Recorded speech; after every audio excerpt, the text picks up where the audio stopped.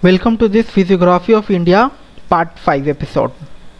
I have already given four lectures as a part of this Physiography of India.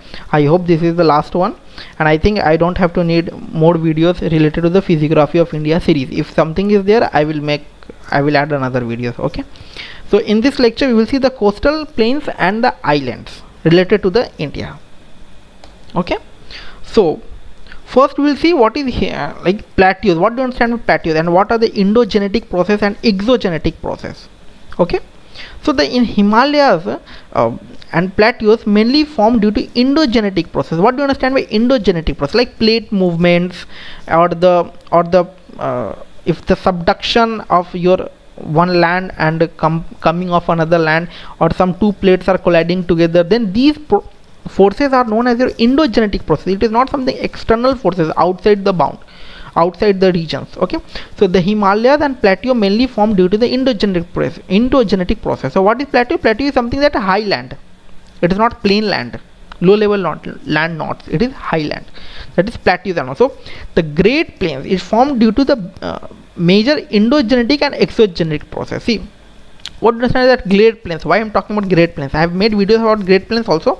I think it is in the part 4. Okay, so see, Great Plains, how is it formed? It is formed by the syncline. Like I have already explained in the Great Plain area, that when that Himalayas get formed, the two plates, that Indo-Australian plate and Eurasian plate, collide together, and as these two forces are coming together, what will happen? Ultimately your syncline will form. Like if you are wearing any shoe, and if it is long, then if you walk, you will get formation of some mark on your shoe. Okay, that is the folding marks. That kind of folding marks you can see in our India also. Like both the Indo-Australian plate is compressing, and Eurasian plate is compressing. That leads to the formation of Himalayas, and ultimately you will get the fold marks that you formed your Great Plains of India. Okay, and the Great Plains is not only formed about the endogenetic process, that plate movements, with the exogenetic process also, like sedimentation, river process and all. So your Shivalik range is formed, that I have already shown how many forms of the Himalayas are present. That higher Himalayas, that is the main one, then lesser, then your Shivalik ranges and all. Okay, so Shivalik range is formed due to your sedimentation process only. Okay, that is the exogenetic process, like river flowing into on the land. So what is the river? River is an exogenetic process, that sedimentation, accumulation, these all are exogenetic processes. Okay, so that's what we are saying, that Great Plains is formed due to the both endogenetic and exogenetic process. So the saucer shape is formed due to the endogenetic process, and sediment deposition is formed due to your exogenetic process. What is that saucer shape? That is the syncline, that two plates collide together, led to the formation of mountain, and due to that, when two plates collide, it forms the folding marks on our land. That is known as your endogenetic process. And the sedimentation deposition by the river, that is known as exogenetic process. Okay, exo means outside, indo means inside. So in the peninsular region we have Eastern Ghat. In the peninsular region we have Eastern Ghat. This is your Eastern Ghat, and this is your Western Ghat. Okay, so in the regions between that, this one will be your Arabian Sea, and this one will be your Bay of Bengal. Okay, so Bay of Bengal. So western side and eastern side, whatever the river flows into your Western Ghat, they form estuaries. I'm repeating again, it has been given into your another lecture series. And whatever the river flows into your eastern side, they form your deltas, and maximum river falls into the Eastern Ghat only, like eastern side of our country, not Eastern Ghat. Okay, eastern side of the country.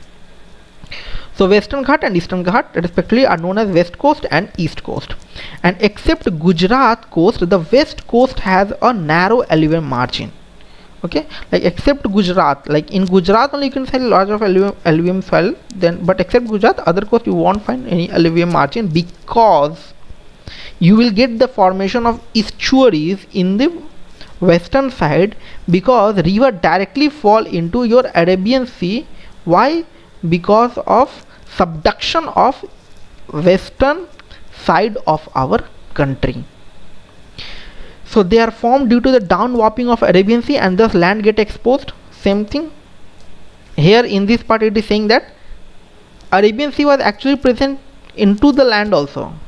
But as the sea level decreased or land get emerged, that our Arabian Sea get decreased, so that we will see alluvial soil margin present. So except Gujarat coast, the west coast has a narrow alluvial margin. So they are formed due to the downwarping of Arabian Sea, and thus land get exposed. As soon as rivers such as Narmada and Tapi crosses Western Ghats, this is the Western Ghats, it deposits some sediments here and went directly into the sea. So ultimately, if something is falling directly into the sea, it will form estuaries. Even estuaries like estuaries. I have separately made videos for this also. You can find it on my channel. So even sea waves play a role in the removal of sediments are deposited by the river. So like even if your river accumulates some sediments there to form of deltas, but the river is directly falling here because the subduction zone, your that alluvium deposit will washed away by the river water, and the salty water will be present. So alluvium deposit will also be fertilizers and all, that fertility of your soil will be decreased. So thus delta formed are narrow, and it is called as estuaries in the western Ghat, western regions. So in the eastern side, rivers like Krishna, Godavari and Kaveri flows, they get enough space for forming deltas, and eastern Ghats are not continuous. The deltas are much larger here. The eastern Ghats are not continuous. What are the Ghats are present?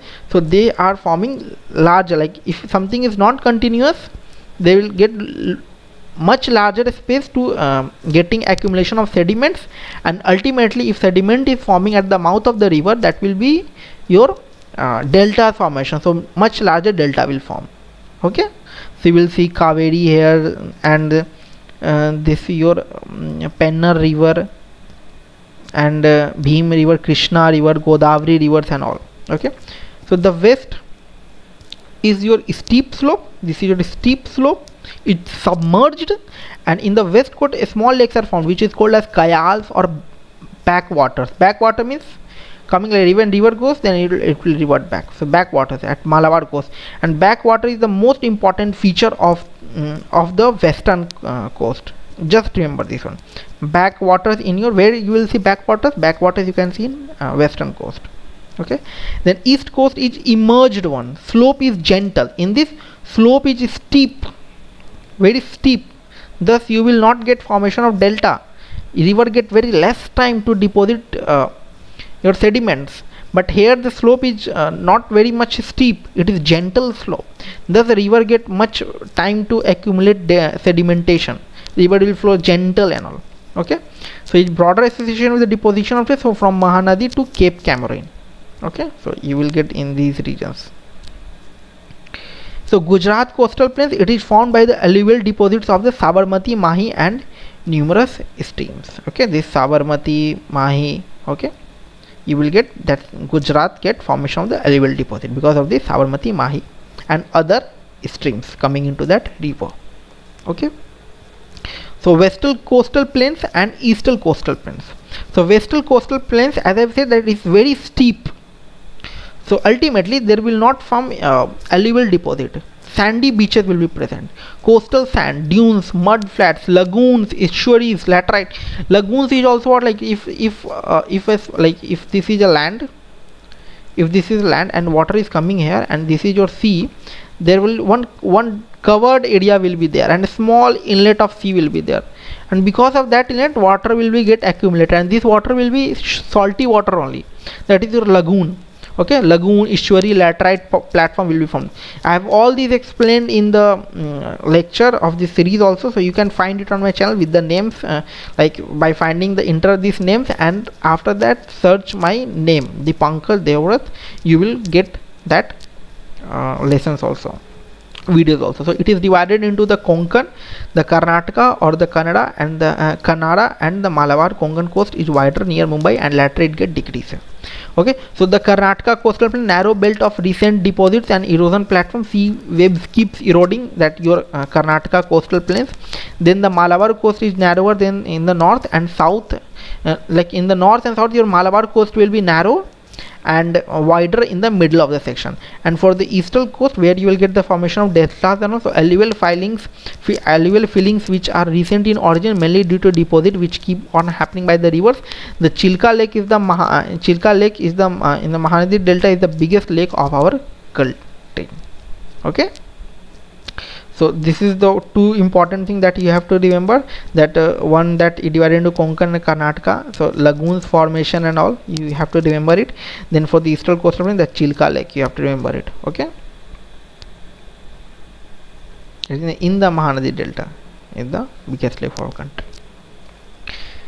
So the Indian islands present, so the Indian islands, it is present in 3 regions. What are the 3 regions? That is your Arabian Seas, Bay of Bengal, and on the land also. Okay, so that is offshore islands. Like lands, if it's something taller, then it will offshore. That is not onshore islands, that is the offshore island, that is going from that water going from that land.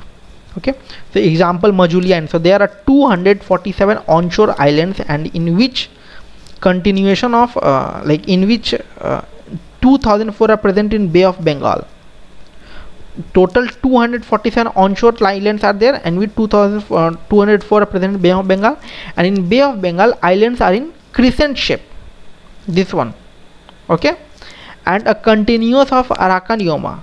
So the Arabian Sea have a coral origin and are surrounded by fringing leaves and luxury. So these all things have been explained in the geography lecture. I won't spend much time. I am supposing that you know about these things. Okay, otherwise you can just Google it, you will get to know. So Arabian Sea islands, almost around 36 islands are of Lakshadweep group, but only that in this Arabian part, in this one, only 36 islands are at Lakshadweep part. Lakshadweep present here. That is divided by, I think, 10-degree channel or all. Okay, so 25-degree area is inhabited. The southernmost island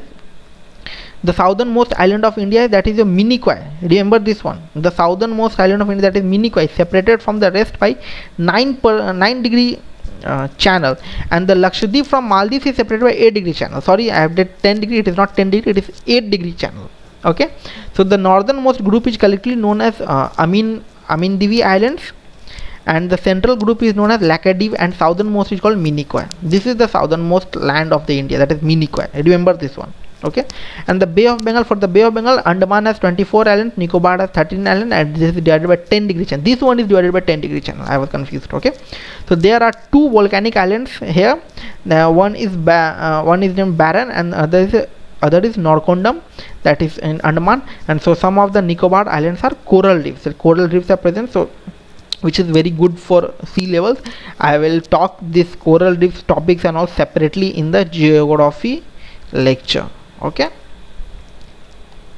so the data to focus, so I have given this data. Please note it or take the screenshot, or if you want PPT, just ping me on Twitter and I will give all this data.